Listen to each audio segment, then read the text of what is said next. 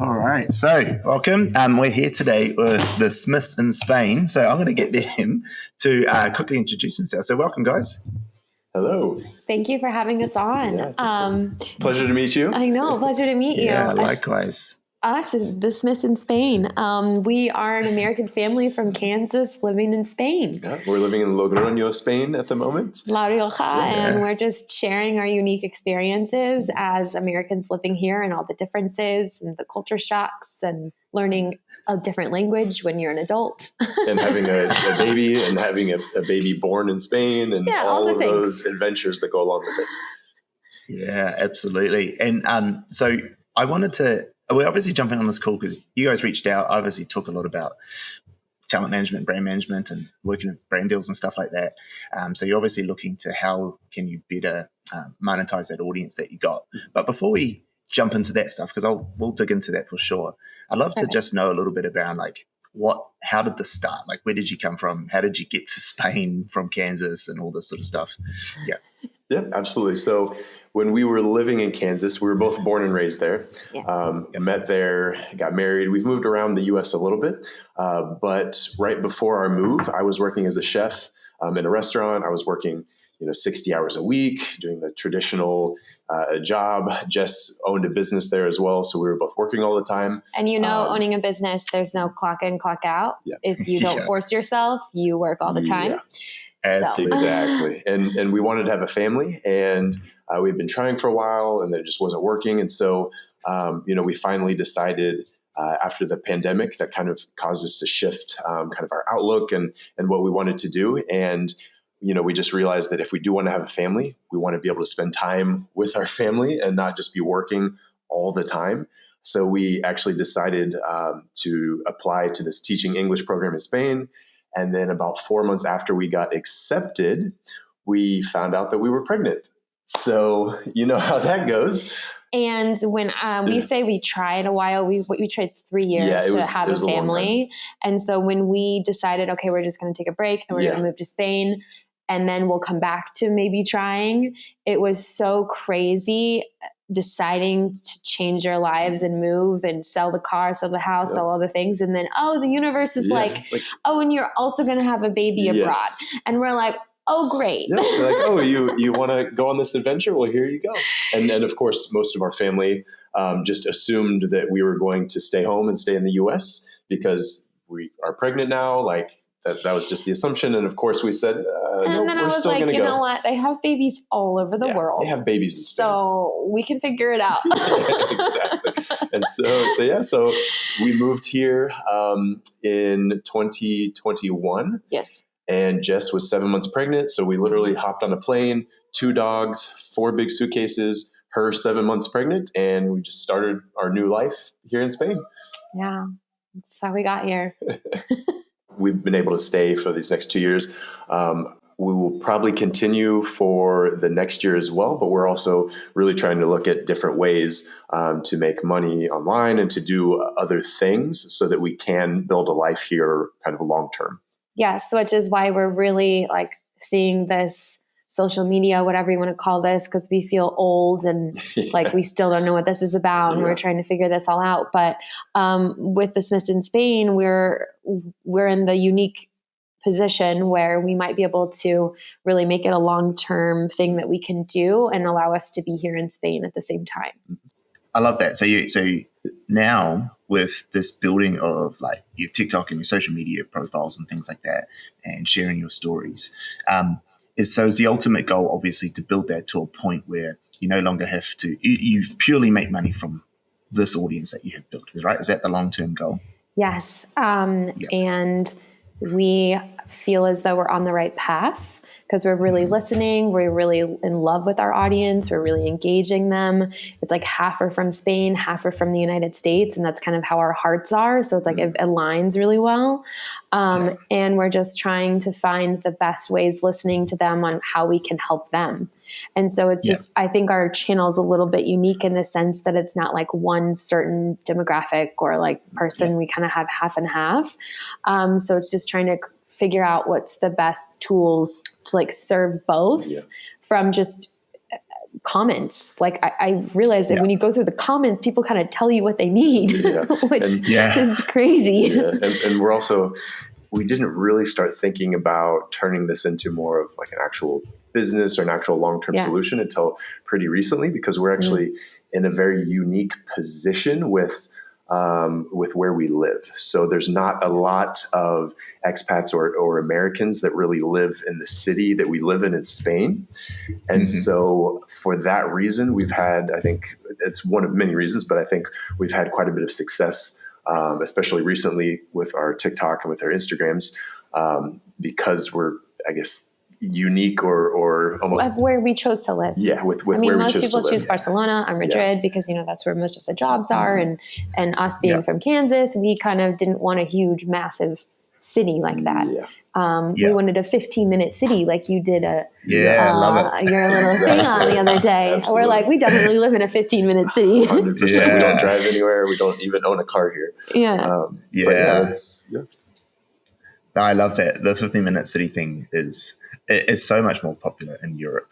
Europe, I mean, that's their whole. So that whole thing is built around these 15-minute cities and town squares and things like that. It's brilliant. It's just so much smarter. Like, and I don't know if you've seen the comments on my thing, but like, there's a whole bunch of people who are like, "Oh, only rich people can do this." Like, blah blah blah. And it's like, it's not about wealth. It's about how do you design your life. Like, just don't commute for an hour every day in a car. Like here in Auckland, it's crazy. Like people sit in traffic for 2 hours. I mean, my staff do come in. They have to. They're sitting there super early because like often they like travel early to miss all the traffic. That's crazy. Anyway, it's the same way. It's the same way. Yeah. In the U.S. too, it's the same way. You drive to if the grocery store is a 5-minute walk, you're still probably going to get in your car to drive to the grocery store instead of just walking. But it's crazy. Yeah, we got it all wrong. We're the same here in New Zealand, same in Australia. It's the same thing when I used to live there. Anyway, so that's the goal. The goal is to obviously monetize your audience in a way that both serves them, but also serves your purpose, which is to be able to live and keep doing the things that you want to do. When you think about, you said that your audience has told you things already of what they need. What are some of those things that you've seen so far that people are asking for? What are some of the common occurrences? One of the ones for people that live in the United States is like, how'd you do it? Where'd you start? Yeah. How do I do it? How do I start? What legally, like, how do you build a long-term solution? I mean, it's the big grand question, right? And for us, every person's situation is different. So it's just trying to create something that will serve as many people as possible without being too specific to every single person's needs, because like moving 2 dogs pregnant and a family, like it's different than like if you're single and you're in your 20s, you know, like our budget might seem outrageous for someone that's in their 20s. We put that our grocery budget was what, €500, and everyone's like, do you have alligators at your house that you're feeding? Like, what's happening? And I'm like, no, I live with a chef. He needs every spice in the world. Absolutely. So I guess that's an alligator, but we eat a lot from home. So that's one major question. Another one that we've gotten from Spaniards is obviously like, help me learn English. You guys sound like you're from Netflix when you speak. We've got that quite a few times too. And then also recently we had basically our biggest viral video that we've ever had. We were on national news here in Spain. We actually got on the news and spoke Spanish, which was terrifying, but also pretty exciting. But from that video too, we have kind of been thrust into this spotlight, if you will, because we basically highlighted the city that we live in. We highlighted the region that we live in because we love where we are.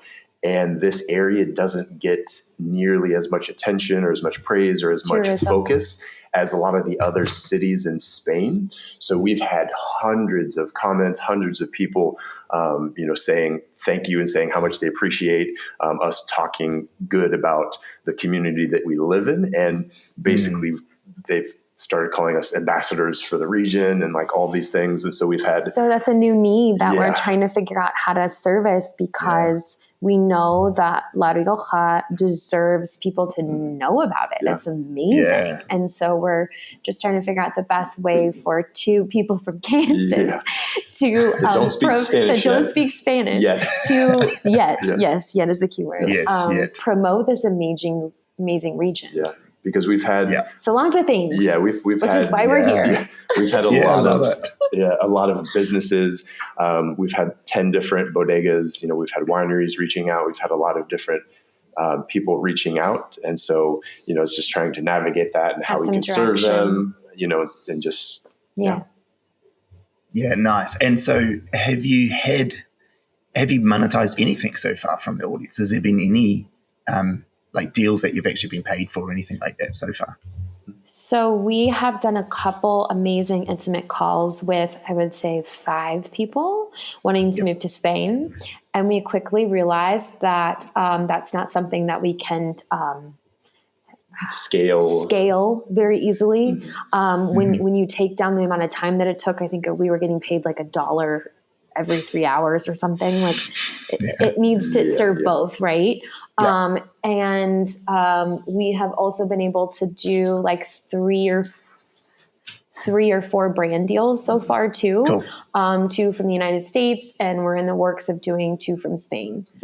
Businesses from Spain. So we have, but we've quickly realized through this process, we have no idea what we're doing. Yes, absolutely. So, because I come from corporate America. I mean, I have the structure. I have the, I guess you can say professionalism when it comes to like email exchange, but this whole creative content, like there's no like solid ground to be able to make anything from. And all of the information is like, just not streamlined. Yeah, and everyone values things differently. Creators and this type of business. And when I messaged you on your TikTok, I'm telling you were the only person, and I have searched for hours trying to find any sort of like dive into the subject. Yeah, it's crazy. Yeah, it's such a crazy thing. And so like we, as a business, a year ago, weren't even really focusing on this stuff at all.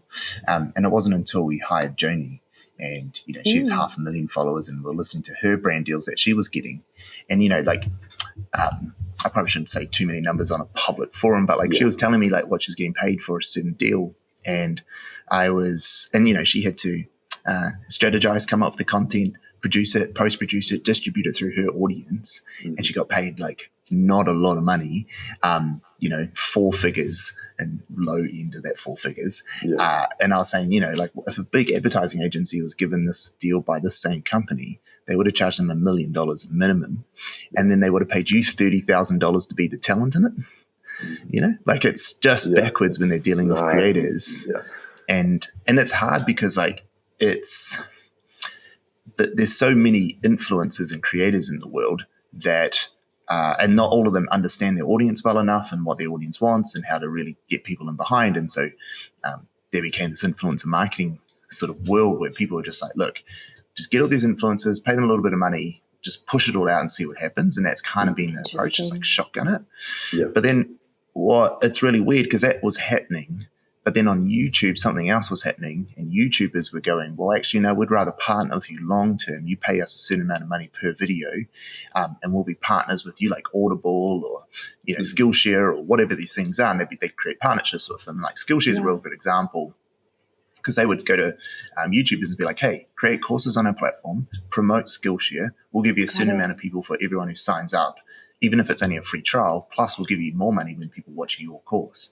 And you know, those sorts of long-term partnership deals became the norm on YouTube, which is why YouTube's always the end goal for most creators, because there's just so much money to be made there, not just on the AdSense, but also the way brand deals are done. And they pay their creators. But it's hard. Yeah, like they pay their creators. Right? Yeah, like, but it's not as easy to, you know, build that up. Like you guys are like in your world on YouTube, you're competing with heaps of people who have been doing it for ages. Like, you know, like you guys, like the first people that you come to me is like Cara and Nate. Is like, do you know those guys on YouTube? Cara and Nate, like that's like you know, like you're a very different family to them or people to them, but like it's that Americans abroad, like because they built their audience because people like Americans were like, wow, I can't believe you're just backpacking the world your whole life. That's amazing. Like, how do we do it? You know, so similar questions, except you've got different circumstances for how you're doing it. But there's heaps of those people. So it's like a real hard world to break into. And it takes years, but the prize is so big. So I mean, I know you've got your YouTube channel at least, and you put in the shorts there and stuff, but like, it's like it's nothing. And that's okay because YouTube is like proper hard. Like it's real hard to build. Like we struggle with it, and we have a whole team who can produce this stuff. My only advice there is like, if you really want YouTube to be there, you've got to start. Like you've got to start because it's about just putting the reps in that. Got it. But in saying that, so to get back on track, that those ideas around brand deals have been something that like the industry itself, it's not that they're necessarily malicious about it. They just don't really know any better. It's about making money for them. So they've got something that works. So why not keep doing it? Creators are a product that they sell, you know, so like they don't really look at it as like full-term partnerships. There are of course good people in those industries who are saying, actually, we want to do the right thing by these creators. We're going to go out and do it. But then the big companies get involved and like, yeah, but I've only been paying this much for creators in the past. Why would I start working with you now? You're smaller than the agency you left. Like, why am I going to partner with you and pay more money? That just doesn't seem like a thing. So it's this like vicious cycle that you get into. And so it really does have to take, like, it's going to have to take agencies and brand managers and creators to start in droves saying to people, well, actually, we're just going to keep turning down all your offers. The hard thing with that is that there's always someone who's willing to take the smaller check.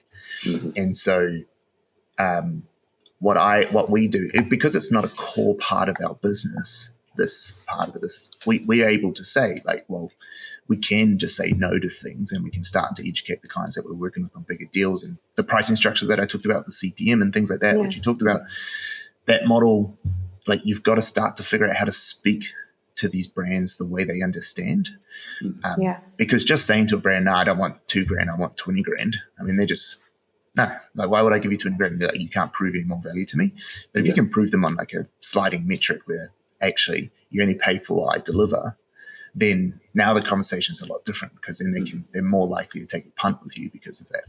Absolutely. But it's cool that you've got brand deals already.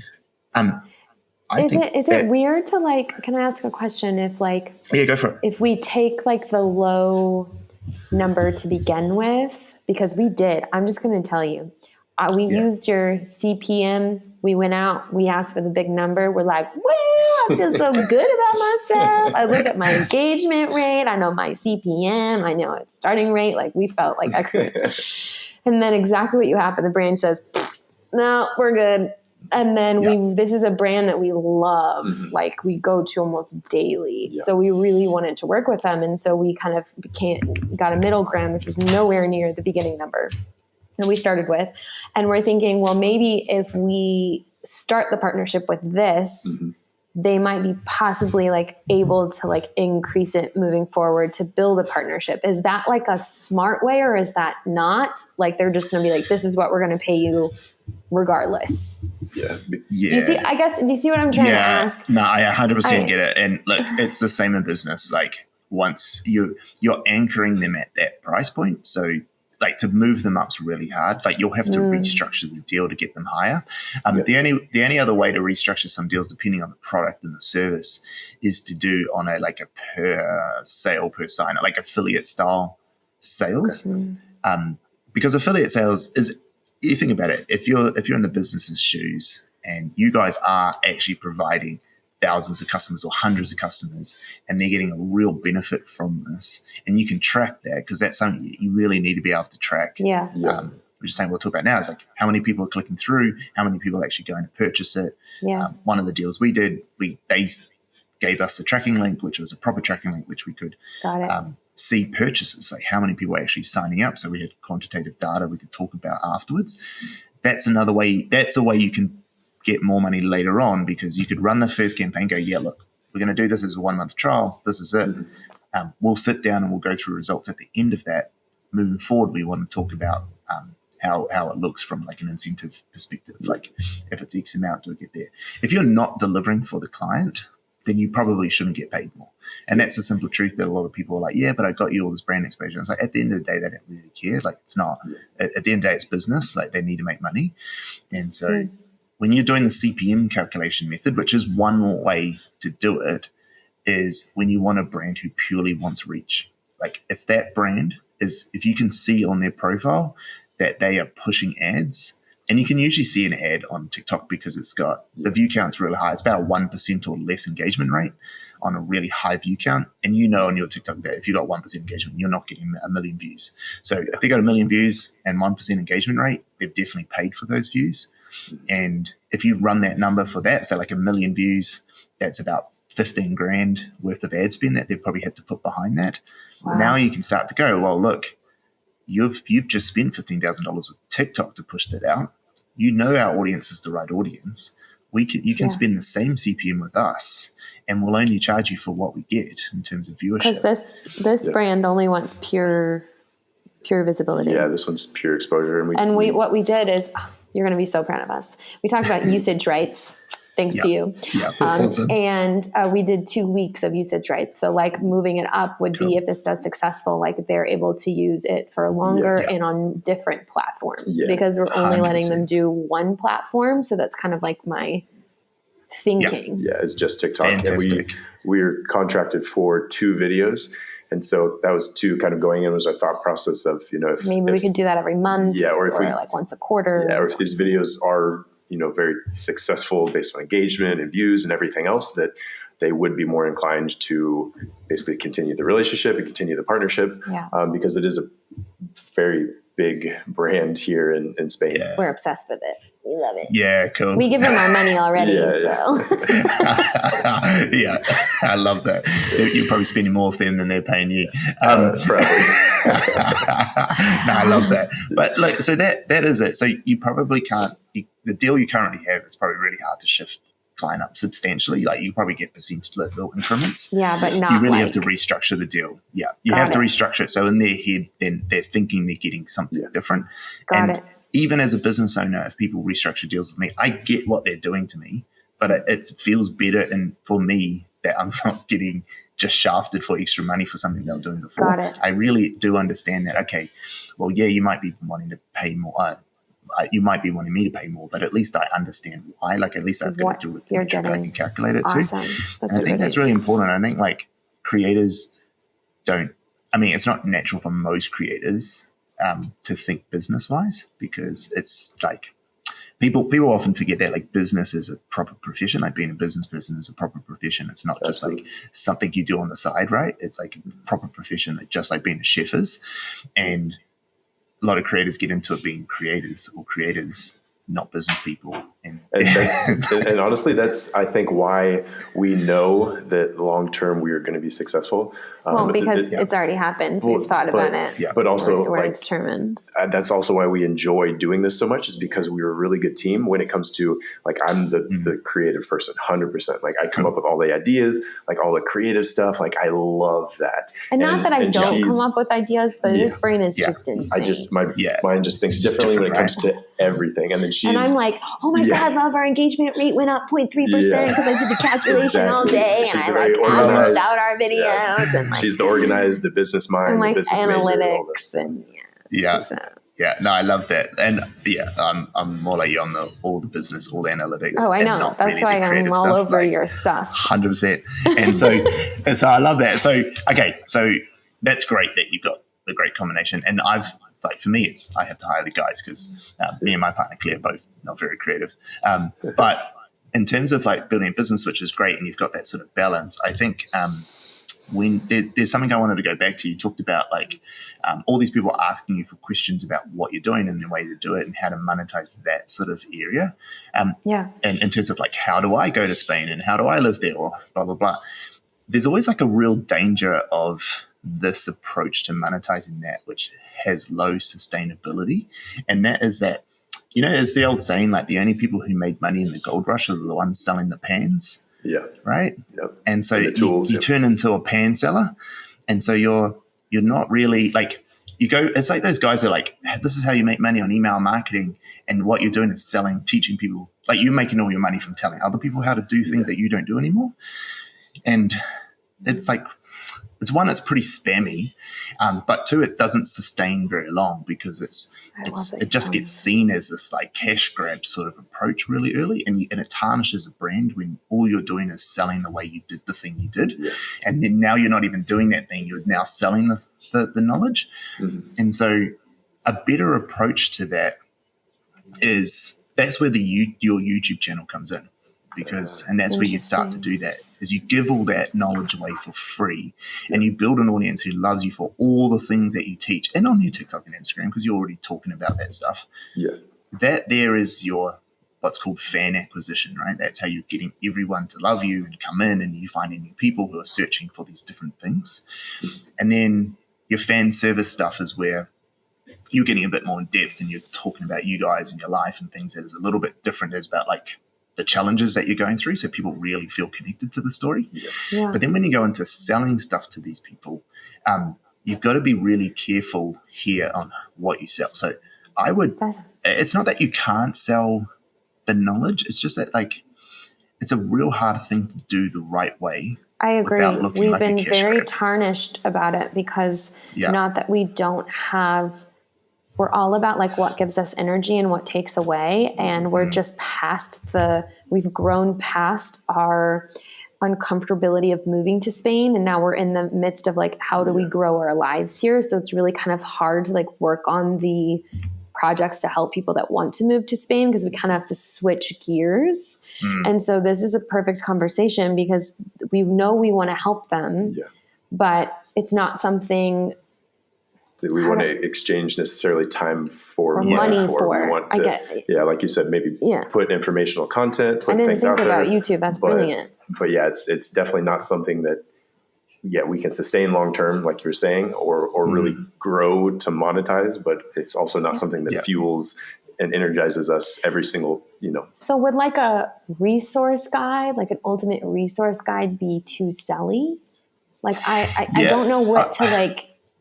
No, I think it would be. I think it would be too. I personally wouldn't do it, and I think it puts you in a different bracket time frame. I get value. That 100%. Yeah. So like when you start to sell that sort of stuff, you are those micro influencers who are just doing this as a little bit of a side hustle thing. But you guys aren't trying to do that. You're trying to build a long-term career here and business. And so I think when you do that, I think when you're trying to go after $40 here and there, like it's just not the right method until it doesn't start again until you're multi-million followers, because now you're Mr. Beast and you can sell chocolates, right? So then that's fine. And then you can go, but you're selling 1 million at a time, and that's a whole different story. So like there's like a bracket between like being really low and then being really big. And in the middle, you want to sort of work with you want to do brand establishment stuff that really sets you up as a brand. And so you want to partner with the right brands long term, that the brand association is powerful for both of you, not just them, but also you. Like imagine getting a sponsorship by Nike. Even if Nike paid me $5 a month, I would take it tomorrow, because the brand association, like I'm Jordan. I don't care. I'm Michael Jordan. I've got a brand deal with Nike, right? Like you would take it straight away. That brand association means, hey, I'm a sponsored Nike athlete.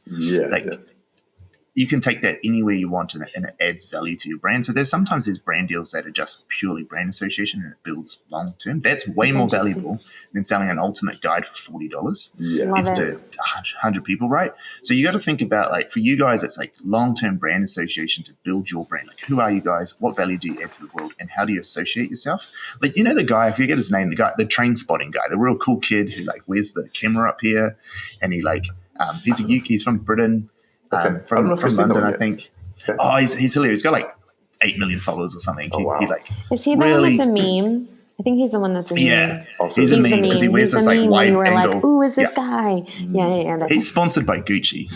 Oh my goodness, that is incredible. Yeah, right. So brand association. Now he's not just this cool kid who does he's super nerdy and whatever, but that's awesome. That's his brand. It's great. He's really lovable. But then Gucci was like, you know what? This is like it's almost an oxymoron for us to be sponsoring this kid, but like it makes it work so well as well because people love this kid and they want to see him do well. So it's like really smart from Gucci to partner with him. But that then made his value even more, even if they paid him nothing, just putting their clothes on him just elevated him to another level, which made people go, oh my God, this guy's serious. Like this guy's a legit creator.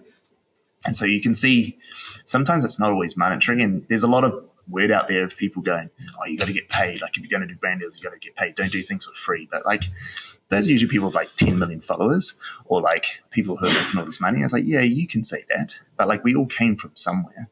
Like we all have to build it. The amount of free keynotes I've given, the amount of like, work I've done for people to be associated with them and things like that. But what it does every time, I'm just making sure, can I document it? Can I get content out of it? Can I get some brand association? What can I get out of it that still helps me long term? Yeah, that helps your brand. So that's honestly, go.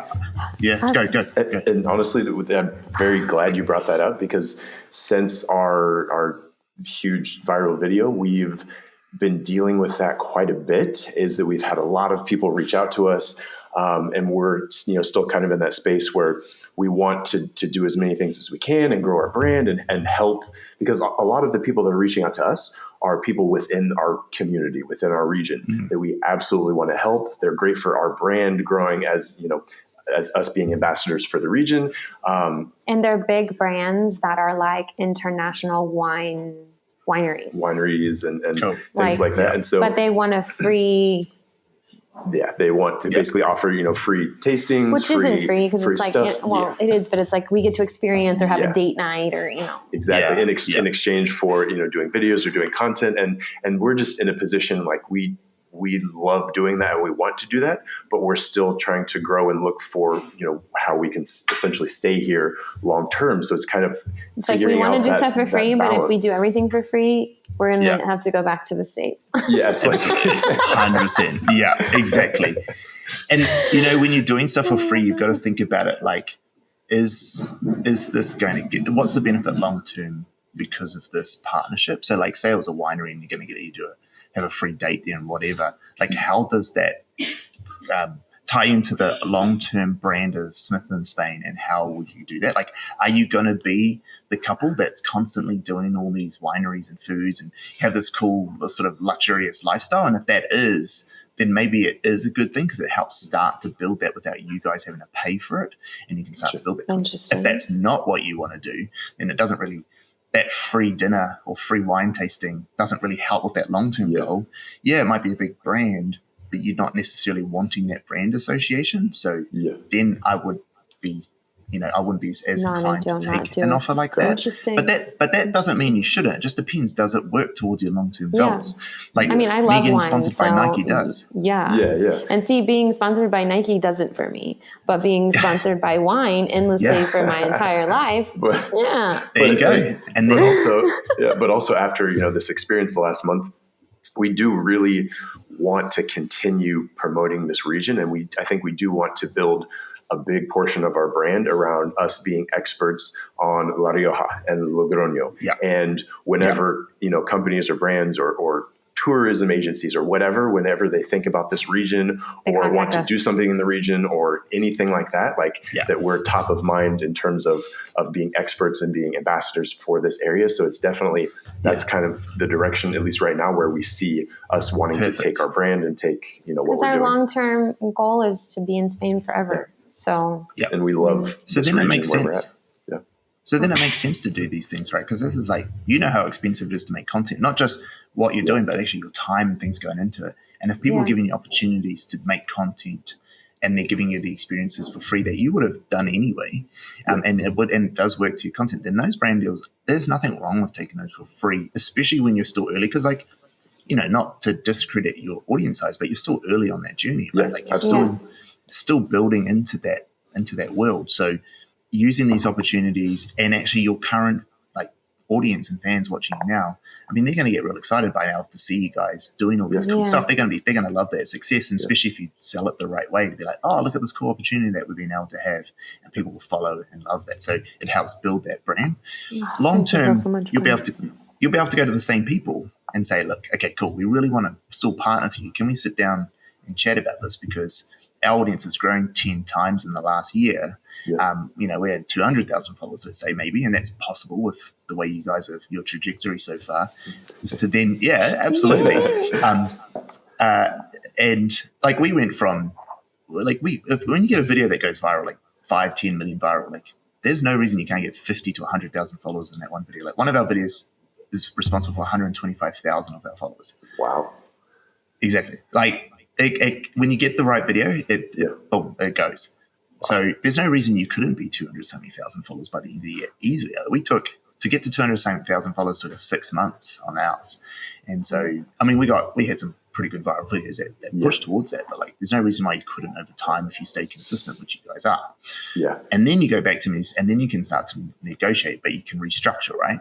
And so you can have that conversation with the same mind. Love it. Like, hey, look, how do we make this different? Like, this is the audience interaction we've got.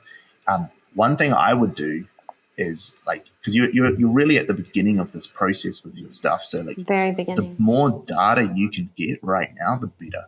Like if you can get, you've got your standstill link in your TikTok or your Instagram, whatever it is, and there's nothing on it, but it doesn't. So what you need is a link that gives you more data and it shows you where people are going. So like what do we do? Because I don't know what to put on there. Like what? So like just cross promote platforms. So like if you're going to really try to start doing like small YouTube videos, even if you just start off small, just have the YouTube link. You could I can send you the link to this podcast. You can actually put the link in. Like we use Shorby. You'll see it on our link. We just recently changed over to it because we were doing other things, but we changed over to this thing called Shorby. You'll see it on ours. And then it's quite cool because what you can do is like YouTube clips, it puts a little thumbnail in the card. Like, because Linktree looks terrible, right? Like Linktree's just like, it sucks. Sorry. Yeah, it doesn't matter. It sucks. Have a look at our one because we finally found one that we're like, this is actually really good. Awesome. So look at our link and you'll see what I mean by it. So you could put this podcast clip in. I can give you this podcast clip too, so put it up on your own YouTube as well. And then it looks like they're coming to your YouTube channel rather than ours. So then I'm more than happy for that to happen. And so you have this like tree of like where people are going. And then if you do a brand deal, you can put the brand's link in it, and then you can start to track how many people are clicking that link. Okay. And even if you're doing it for free, the deal. But what you're starting to get is like you can go to the next brand and say, like, this last deal we did, we had 100,000 views, 10,000 people clicked our link, and then 4,000 of those people clicked onto the sponsored link and went to their website. Do you want what would you pay for 4,000 clicks? Yeah, that's a whole different story to 100,000 views. Because now, if you start pricing cost per click, like in America, at least in Spain, I couldn't tell you the numbers, but in the US, like you're paying $100 minimum for most keywords on Google to click through to your website. Like it's not cheap to get a click. In New Zealand, it's probably not. It's definitely not as expensive in New Zealand, but you're still paying $20 to $50 for a click easily. And so, if you're saying to someone, "I got 4,000 clicks," like you pay me per click and you send a price. And even if you just go, I back myself, we're just going to charge you for total clicks. Posting. If it's a big enough brand, you can probably be okay with knowing that they'll pay. If not, just call them out. But they'll probably pay the big brands. The smaller brands I'd be more worried about. Small local brands, I'd probably want them to pay up front a portion of it. Yeah. We've learned that. Yeah. It's normal. It happens even in business. Like, the big brands, you're pretty safe in knowing they're going to pay you because their reputation's too important. But like the accountancy down the road, like they could just walk out on a contract and what are you going to do about it? Like, and you can't really chase them. They've got no money left anyway or whatever. It's just not worth it. Like the legal bills, it's not worth it. So, but yeah, so you see what I'm saying? Say like brand deals, the CPM one is just like one model. And the best way to talk to business owners and people and marketing people is to talk in the language they like. And they like all these acronyms that they've learned over the years of CPM and CPC, so your cost per click and all this other stuff, and cost per conversion too. So if you can realistically show, like we did with one of our brand deals recently, is that you had this many signups. You track that data, not us. Yeah. You have this many signups. You gave us the report. And you told us the lifetime value of your clients, this, and that's it. So you just made that much money. There's a no-brainer for you to do this next month as well. Or we didn't quite get it. So, and like there's one deal that we did recently, which we haven't quite got what we wanted. We delivered our end, like got all our views that we did on a CPM. But we were like, nah, we know we can do better here. And so we're going to do 2 more videos for them for absolutely free, even though we hit out what we said we're doing. And because we know we can do better. And so we're going to do those 2 videos because for us, the long-term partnership with these people is so much more important that we said to them, like, don't continue with us until it makes sense for you. And so we will do that. So I guess what I'm saying is, like, while you're starting in this position, like, think of it like there's lots of ways to price stuff. Not everything has to be paid for, but the most important thing at every deal you do is learning from what you got out of that, what the brand got out of that, what your audience said about it as well. What are the comments? Are you getting called out for being a sellout? Are you doing things that because people are like, oh, that's so cool, I love that brand too. Like, what's the sentiment around it? And you keep all that data and you put all that together. And each time you do it and you start to track, you've got now case studies to take to your next client and say, look, we can't guarantee anything because it's social media. But based on past performance, this is what we can show you. And if even better, if you can get testimonials from the brands that you're working with. And some of those, some of those big brand deals that, like, say the winery, you say it's international wine brand. What I would be doing here, if you actually had this opportunity, I would say, yep, we're in. We're going to do a series of videos. We're going to come up with a storyline where this all happens. Like, maybe it's like, oh, I'm never getting taken out on dates. Like, I'm trying to convince my partner to take me out on dates, and he's going to do this. We run a big storyline. Like, surprise you. I surprise you. You're going to build a big storyline, and you do a whole series, and then you have links, everything, and everyone goes to it. And anyway, you track all that stuff. And so you've just got this global brand who you've now done this whole series for. You've got a whole bunch of data. And now you got this real good case study. The next brand doesn't need to know you didn't get paid for that. They'll never know. There's no way. They're not going to. You can't disclose that information anyway. And you can just say, I can't tell you. Like, it's confidential, and they get that because they don't want you telling everyone what you've been paid. But now you got this like full case study. That's brilliant, because we're on the brink of having a deal that we will actually be able to do the exact same thing with. That's a company that's in the United States, but also in Spain, and they're wanting to launch something in Spain. And so we think it's like a perfect mesh between both cultures. But I guess I loved your series idea, because what's also crazy is they come to us and they say, hey, we found you, but are you interested? And we're trying to figure out how to, what's the best way to respond? Do we say, oh, okay, great. What's your marketing budget? Or do we say, okay, great. This is our idea. This is what we're thinking. We're thinking a series. Or do we wait for them to tell us what they're thinking? We're so new that it's it's definitely I feel like I'm dating. I feel like I'm dating again. I'm going on it. It was just I don't want to push it too much and have them walk out, or so think about it. And it's going to be different for each person, but. Sorry, I cut you off if you still want to go. Sorry. No, you're good. So the next stage, what I'd say is think about it like a normal business deal. Because every time you're doing a brand deal, it's a sale, right? You're going into a sales pitch. Mm-hmm. And where a lot of people go wrong in sales is that they're out there giving advice to everyone, right? They're out there trying to say hey, this is what we can do for you. Or they're trying to pitch their thing going, this is what we can do. This is where we're at. We're going to do this series. We're going to charge you this much money and all that sort of stuff. And look, at some point you have to have those conversations. But if a brand reaches out to you and they're like, hey, we'd love to work with you. What can we do? Every time someone does that to us, my first thing is yeah, cool. Let's jump on a call. Here's my link. Let's talk about it. And then I definitely don't email anything in that point. There's been a couple of brands where I might have just sent them. Actually, the last brand deal we did that I just talked about, I literally just LinkedIn messaged the guy, this founder. I was like, hey, this is my pitch. Are you keen? And he's like, yep, done. Let's go. And it was the silliest transaction. It was just so easy. It was $8,000. I was like, no, okay, fine. All right. That will never happen again. That was amazing, but that won't happen again. I love that. I didn't think about that. Just chatting about it. Just chat about it. So then get them on a call. So simple. And then talk to them. And then when you're in that thing, do nothing but ask questions. Okay. Just nothing but ask questions. Just sit there. Oh, did you get that? Okay, you're done. Nothing but ask questions. Okay. Just ask questions, right? Just keep asking, what are they trying to get out of this? What's your goals? Who have you worked with in the past? How did that perform? What did they do? What were your learnings from that? What are you really hoping to achieve? What's your goals? And every time they ask you something, answer and pivot, right? like it's normal sales technique. So they might be like, oh, tell us about your viewership. Go, oh, yeah, cool, we get this many views. And so what about the other influencers you've worked with? What are their viewership? So like answer quickly, pivot back. And what you want them to do is just continue talking until they get to the root cause of their issue, of what they're trying to do and why they struggle to work with influencers, or why they're nervous about working with you guys. Like and then so you find out all the potential objections they're going to have about working with you. And now you have all the information to answer properly, to be able to ensure that you've catered to all those objections that they may have. And it doesn't mean you're necessarily going to get more money. It just means that you're able to have a better foundation for this relationship to build off, because that's what these are. And I would not then answer there. I would not then go, okay, I've got all your objections. Cool. This is what we'd do. I would say, okay, great. So like, I think we can help you support this. Are you okay for us to schedule another call? And we'll come back with a bit of a pitch on what we think we could do to help you guys. Okay. And then you book that in, you have it booked, and then you go away.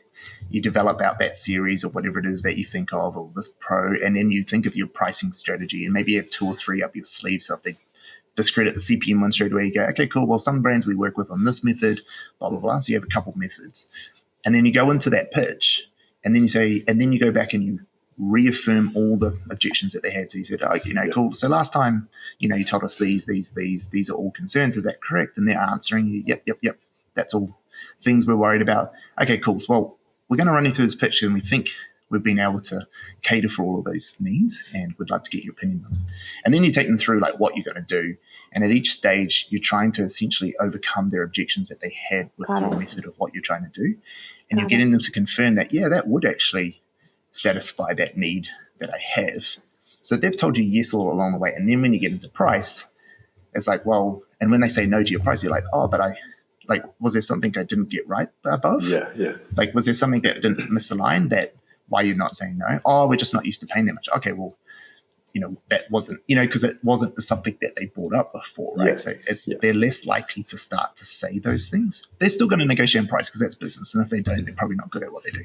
But it gives you more leverage to be like, people will act consistently with the way they've acted in the past, right? This commitment and consistency principle, where what you've said yes to in the past, you're more likely to continue to do the same thing. So if they've said yes this whole way, like, you're right, that's what we need. When it gets to the final piece, they're in a better position to say yes as well. So if you wrap that all up, what we're saying is, like, you get reached out by brands. Before you go, oh, how should we approach this brand? We really want to work with them, or we're not sure. Should we charge them? Stop trying to think of the answers that they already have. Just go in a conversation with them and ask them the question, and get all the information that you need, so you don't have to think you know what they need or want. That's so much easier. And then you go back with your pitch. It's no different to how I would pitch with a normal client rather than a brand deal, right? Someone comes to me and they're like, oh, Stan, I'd love for your team to run our TikTok profile. And we'd say, and I'd be, cool, no worries, let's jump on a call, let's chat about, see what your needs are. Okay. And then we'll jump on that call, we'd unpack everything with them and what their issues are. And sometimes it might not be TikTok that they need. Like, I'm like, guys, this is, it's a fancy, shiny new product. Actually, you need to be on LinkedIn. You guys are an accountancy firm. Like, that's where you need to be. And so you're able to then go find all the stuff out and go, okay, cool. Now here's the solution you really need. And I'm really big on telling people, we don't assume we know what you need until we've met you. Okay. And I always say that to people. And it's actually a real good reassurance to people that they feel like they've been heard. It's going to be a Stan quote. Sorry, and that's the same with you guys, right? Because that was something where, like, even with you guys, like, when you're like, oh, what advice and blah blah blah, and I'm like, I don't know, I don't know your particular situation. Like, let's jump on the call, let's just chat through it, and let's do it on a podcast because it might help other people as well, and also you'll have a recording of it. But then now that I know. Sorry, one question I do have about that. I love everything you're saying with, like, you just need to listen to what these people have to say, what their needs are, what their objections are, why they contacted you in the first place. One challenge or hurdle that we will definitely encounter, would it be okay to do some of these questions and some of what you're talking about through email? Because we are not yet fluent in Spanish. And some of these companies that are reaching out may not have someone that's completely fluent in English. But I know they speak English or understand English because they consume our content and they know about us, and all of our content is in English. But I guess the question is, do you think it's okay to do some of that via email if there is that kind of language barrier of actually being able to have a full conversation? Of course, like if you can't get everything out, like if the language is a barrier and there's other ways to do it through email and things like that, of course.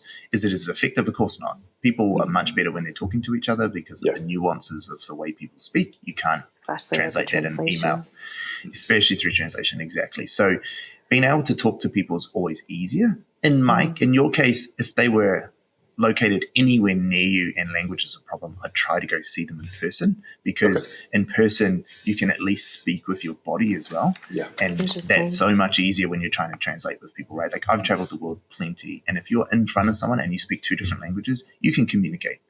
Absolutely. 100% you can communicate just using body language. And so if they've got some English and you've got some Spanish and you've got Google Translate in front of you, you can probably get to it to enough, right? And like Google Translate's like crazy these days, but you can just like full on have conversations, right? Like, and it's just amazing. It's amazing. It's like the one thing I use daily, like several times and a day. They don't have an affiliate program. I already looked. Really? There are tools online for like video calls that does the same thing, right? Like plugins to Zoom that do like text translate.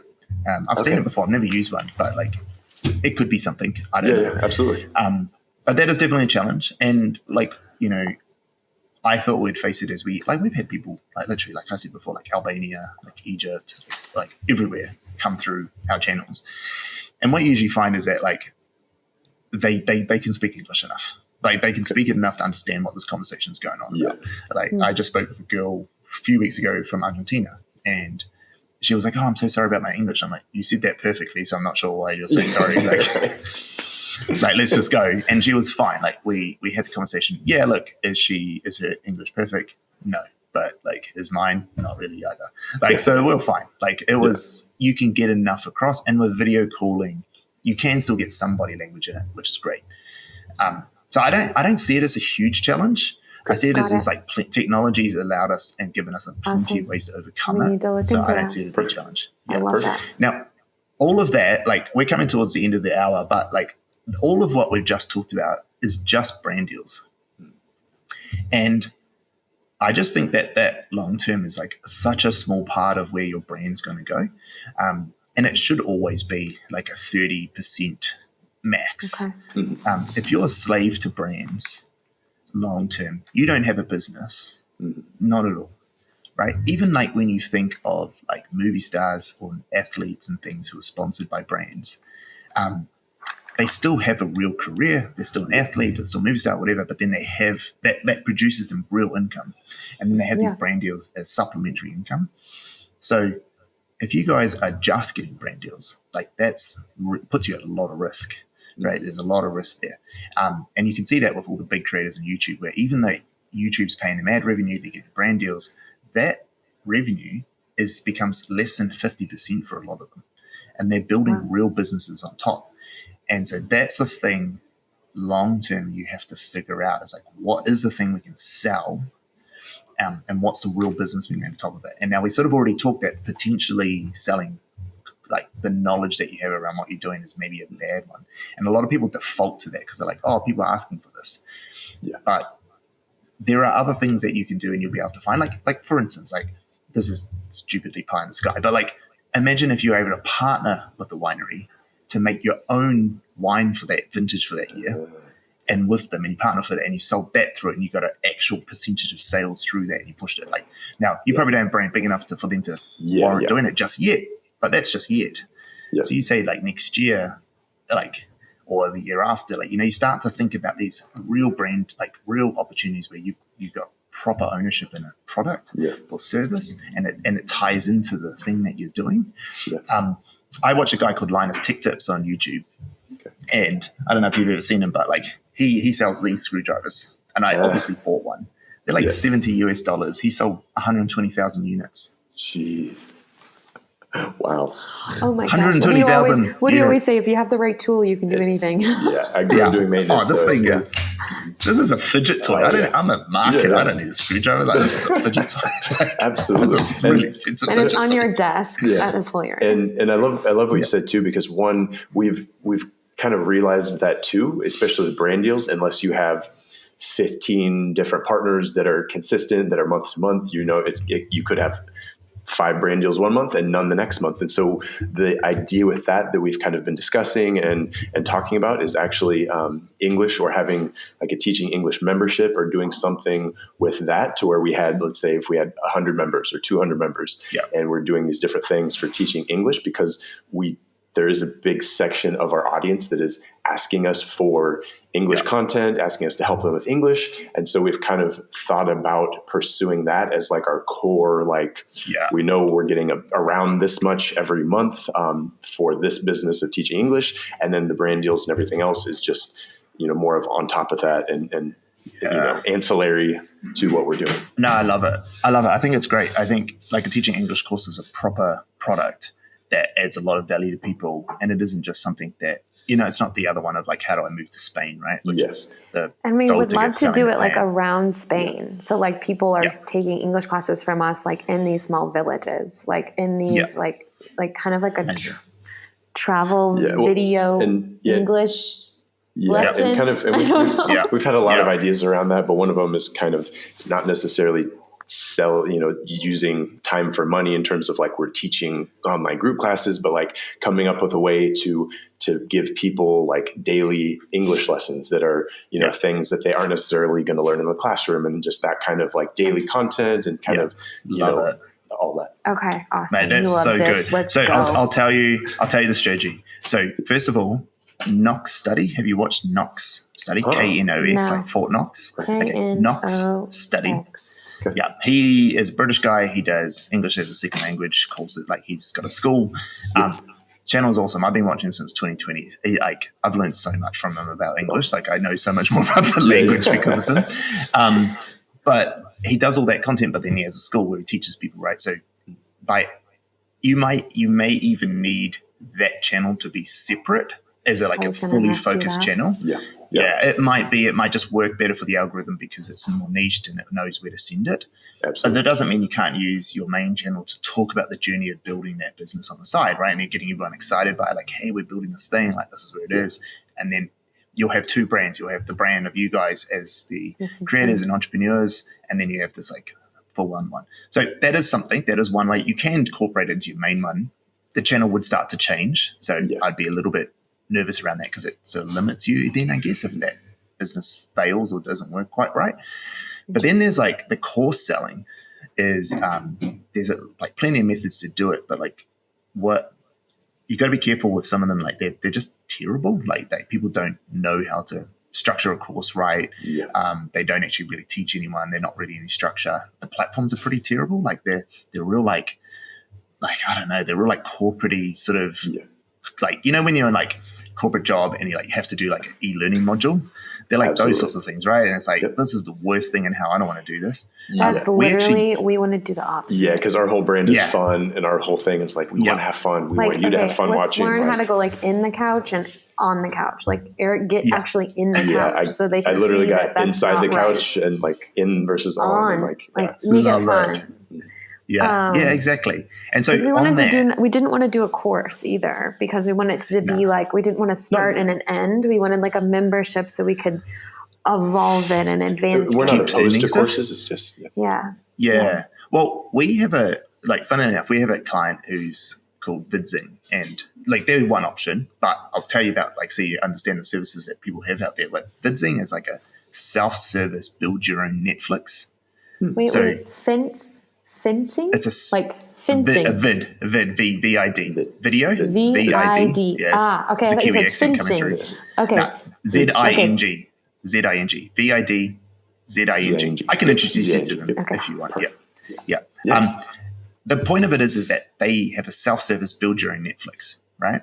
So you can build your own Netflix channel, essentially, is what it is, which usually costs people $1 million to do, right? Minimum. What? It's like $20 to $200 a month, depending on it. Like it's not that expensive, and But you they're create a real your beautiful friend channel. though, right? So we get to stand friends. 100%. They will. I will introduce you. They will look up. But like they will 100%. Like they will work out like a 3-month deal with you to say, hey, if you're going to promote this journey of you building your channel on our platform, then we'll 100% come to the party there. Like they're not opposed to it. They understand the value. This is crazy. So you could like build like a full-on Netflix channel that has different series underneath it. And like, so we're going to, I don't know if you saw my vlog from the other day, but I took Judy Gow, one of the girls, over to meet them and have a look at it. Like I think it was 2 days ago. It was Monday's one. So 2 days ago. I took Judy out there. Judy's crazy. Judy has like 1.8 million followers here in New Zealand. She's a beast. Awesome. All of her, yeah. And so we're helping her produce something there with VidZing. Wow. And the model that we're going to go with is like, so she's a dressmaker, and so we're going to do every series is a different dress. So make this dress with me. And then people will pay a certain amount of money to buy that whole series. So I'm going to buy this like bundle of courses or videos, which tells me how to make this exact dress that I want. And it tells me all the materials I need and all the techniques. But then there's like a video library that's just like techniques, like basic techniques you need to know to be able to do dressmaking. And that there you get free every time you buy a course, or you can just subscribe to that one thing. And the reason why we went with the bundle idea as opposed to ongoing subscription was actually because of VidZing from Kim, who owns it. She said, from all our market research, we found that people, if you're doing $10 a month or $20 a month, people are now comparing that to Netflix or comparing that to Disney because that's what they pay for that. And they get the whole MCU universe and all the Pixar movies and all this. And what I get for $20 a month from you, I just get these videos from one creator, which is silly, but you can understand why people think that way. From a consumer perspective, yeah. But people are used to paying $100 to $300 for a 1 to 2 hour collective course as a bundle of information centrally located for them to go through it in one linear fashion, right? Yeah. And so if you guys did like a different series for each thing, like maybe different levels or whatever, and you had like 10 or 12 series, or, you could charge them in bundles. And so you only need like 100 people paying you $100 is 10 grand, which is 100 people isn't a lot of people to get pushed through one of these things. And so, and that's an ongoing thing. So you just need to do it once and you can have all these series. But then for you guys, what you're talking about is like, how do we keep it evolving? Well, I would do 2 ways. I would have one is content evolve. So you still give all your information for free on content. Like so many of the creators that use VidZing have, like, some of them literally just grab their YouTube videos, bundle them up in a way, and then sell it.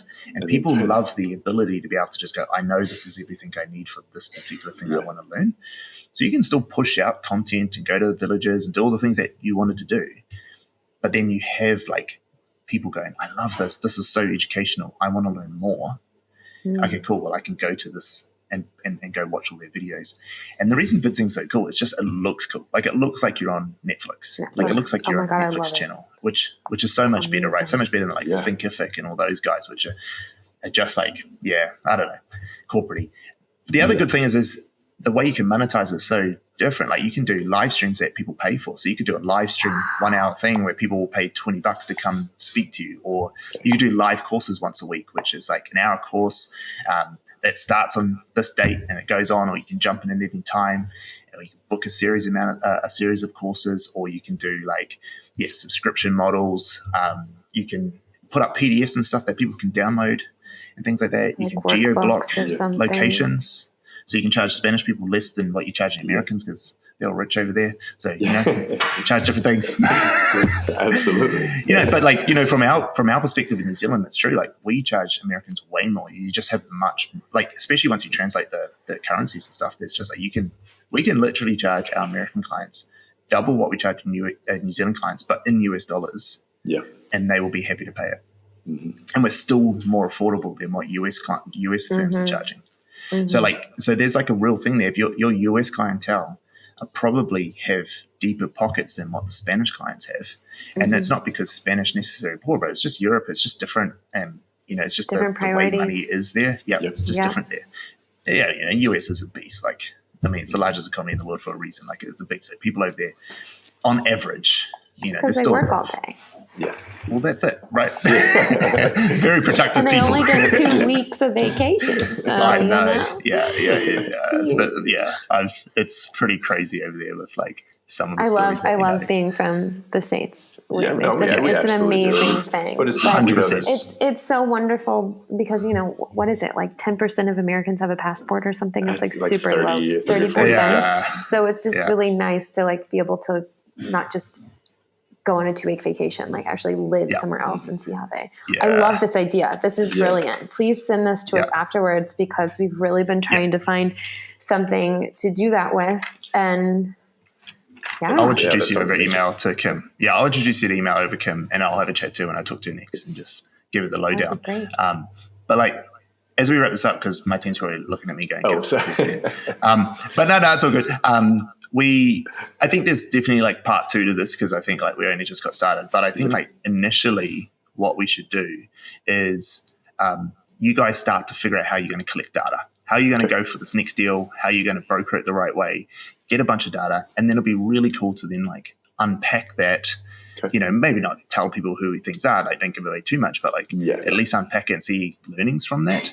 And then talk about like evolve this idea a bit more. So if I introduce you guys, how did that play out? Like, what are you going to do? Like, look, it's cool making a course, but you know how much production goes into making a course? Like you're actually asking to do a big undertaking, but hey, that's business and that's what it takes to get there. And I'm sure you guys have the drive anyway. But I think it'd be quite cool if we like waited a few months, let some things play out and then do like a part 2 to go, okay, Stan, we listened to what you said. You're full of shit. This happened. Or, hey, we did this, and actually something came out about it. Yeah. And in the meantime, questions and anything you've got, like, just ask us. Like, just email me. Like, we don't sell knowledge here. We sell execution. So we always give our knowledge away for free all the time.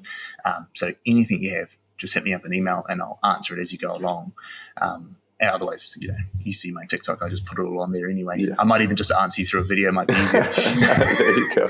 Well, we seriously appreciate this so much. We're just so grateful that, to just pick your brain and for you sharing your knowledge with us. We really, really appreciate it. We knew just from finding you on social that you are kind of our person, our type of person. Our type of person. So we just really appreciate you. And I'm going to be really excited in 2 months. Yeah. We got lots to do. Yeah. Now we'll look at some work. Yeah. Sorry, I cut you off again. No, but it's just going to be really exciting to have, I guess, a little bit more clarity. Because things that we were feeling weren't right. It was really wonderful to talk to you. Okay, they actually weren't the best direction to go. Yeah. So, yay. Yeah. Awesome, guys. Hey, it was lovely to meet you both in person. Well, as person as we can get. As person. And let's look in the next one. So thank you very much. Absolutely. Thank you so much for your time. Awesome.